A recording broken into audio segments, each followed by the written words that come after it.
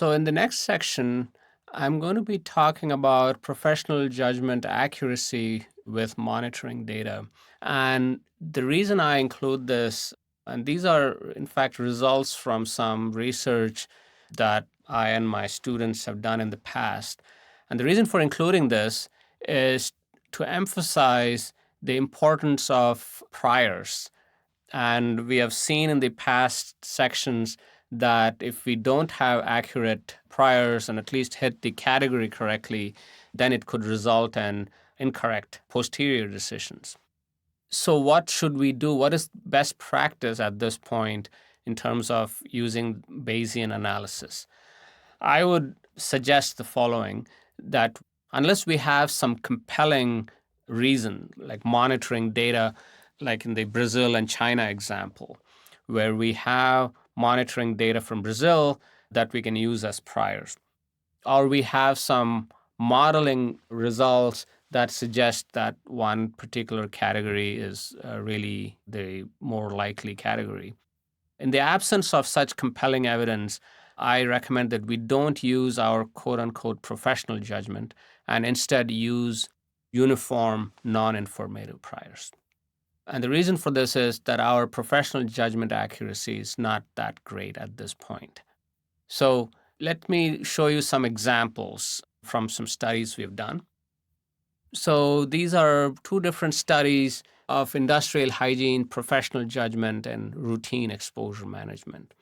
In the first set of studies, we have industrial hygienists look at videos of tasks. And these are IHs who attended the annual AIHCE and PCIH conferences, but they were all looking at videos of tasks. In the second set of studies, industrial hygienists were looking at exposure scenarios in actual workplaces. So these are in their own companies and real workplace scenarios that they would be very familiar with in their day-to-day jobs. And both of these had a very relatively large sample size. So in the first video study, we had 75 industrial hygienists, and they looked at 8 tasks with 8 to 14 monitoring data per task, resulting in 552 qualitative judgments that were made without the sampling data, and then around 3,800 quantitative judgments with sampling data. In the second study, we had 6 companies with 49 industrial hygienists looking at 22 different tasks with 5 to 24 monitoring data for each task, resulting in 93 qualitative judgments and 2,142 quantitative judgments. And so the way we did it was we would ask in each participant industrial hygienist about their education and experience in exposure assessment, and we would then look at their judgments in quantitative and qualitative judgments for selected tasks. And here by quantitative, I mean a judgment made after looking at the monitoring data, and qualitative judgments mean judgments made without looking at the monitoring data and just looking at the task or the video of the task or the task itself.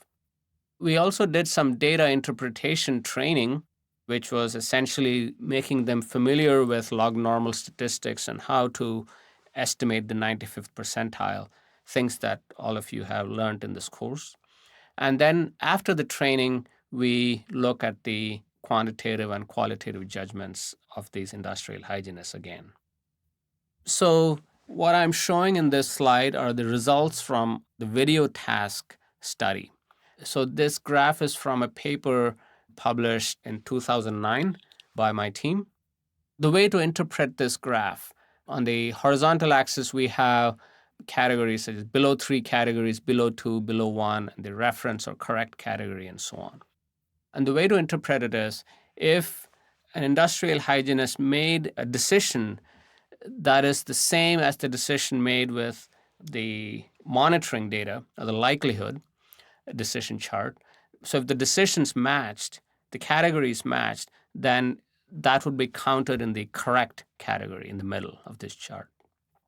And if the industrial hygienist predicted a category that was one below what the likelihood suggests, then we would characterize it as below one category. The IH made a decision that was below two categories from what the data suggests, then it's considered below two categories, and so on. So a couple of things that we can see from this result. So the gray bars are before the training, and the black bars are after the training. So it looks like before training, the judgment accuracy of industrial hygienists is at around 40%, meaning that they make correct decisions only 40% of the time. And not only that, if you look at the gray bars, there is much greater probability in the below one category than the above one category. And so industrial hygienists are systematically underestimating exposures when they are not correct. So they are underestimating the risk to the workers. And so again, the two findings are that industrial hygienists are correct only 40% of the time, and they are systematically underestimating exposures. So the silver lining is that even after a very limited, very quick training session, their accuracy increases to 60%, and the underestimation bias also goes away. But even in this post-training judgments, the industrial hygienists were not actually using Excel spreadsheets to calculate the 95th percentile. So what it means is that if one were to, even for small data sets, use an Excel spreadsheet to calculate the 95th percentile using the IH stat or the IH data analysis, the BDA tool, then you are likely to make a correct decision 100% of the time.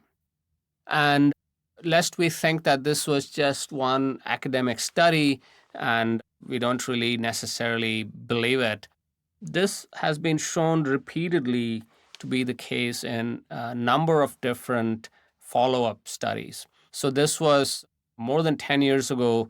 We did an exposure symposium in Vancouver, and you can see again, the probabilities pre and post training, they show the same trend. Here we are pre-training, the industrial hygienists are correct about 49% of the time. There is a significant underestimation bias. And post-training, the underestimation bias goes away and the accuracy goes up to around 60%. And this is true in many similar studies we have done since then. These are from 2006, and we have done it in a variety of locations. And what it is telling us is that industrial hygienists are typically not accurate in making good prior decisions. And so it's better off if, for the time being, we don't use pure professional judgment to arrive at priors, but rather rely on analogous data from other similar workplaces or quantitative exposure models to arrive at informative priors. If you don't have any of those, use uniform priors. So that is the bottom line message. So what we have studied in the Bayesian decision analysis so far is that it is a very powerful tool. Bayesian decision analysis combines prior information with a limited amount of monitoring data to arrive at posteriors. And it's a very transparent way of making decisions and leading to a very transparent way to make decisions about what controls to use and how to manage exposures.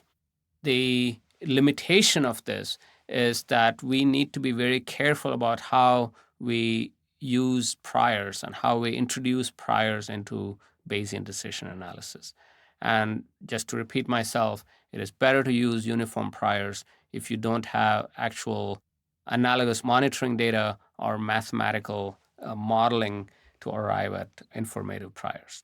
In the absence of that, use uniform priors.